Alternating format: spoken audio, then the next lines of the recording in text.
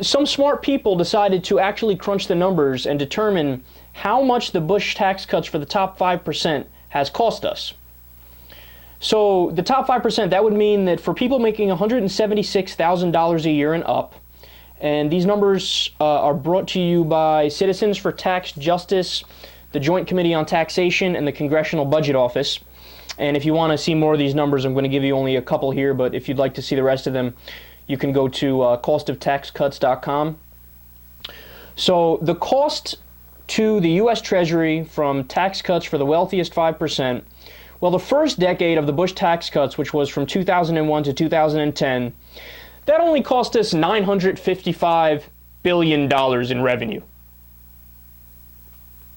So all these Republicans and even the Democrats too talk about, oh, you know, I'm a fiscal hawk, I want to balance the budget, I want to get rid of the national debt and the deficit, etc.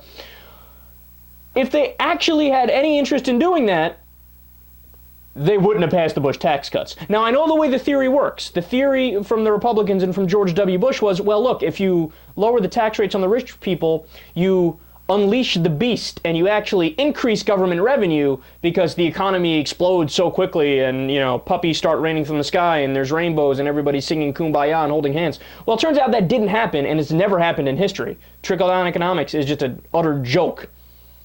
It's a methodology or an ideology devised to line the pockets of rich people even more than they've already been lining them. So $955 billion from 2001 to 2010. So when Obama extended them from 2011 to 2012, it cost $229 billion. Way to go there, Mr. Democratic President, in name only. And then now, the possible proposed extension from 2013 to 2021, if that were to happen, that would cost $2.02 trillion. So the total cost from 2001 to 2021 would be $3.2 trillion.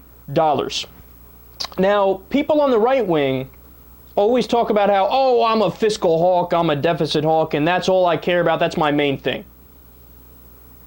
Well, I actually am a deficit hawk, even though I'm classified as a liberal here in the U.S. So, are you in favor of, would you have been in favor of not having the Bush tax cuts? Because that would have saved us, or, you know, if everything works out as planned, $3.2 trillion. You can't have it both ways. You're either a deficit hawk, or you're in favor of the Bush tax cuts. So just to give you a little bit more perspective on it, the Bush tax cuts for the top 5% have cost us 12.3% to annual deficits since 2001. It's added 12.3% to annual deficits since 2001. We're losing $11.6 million every hour.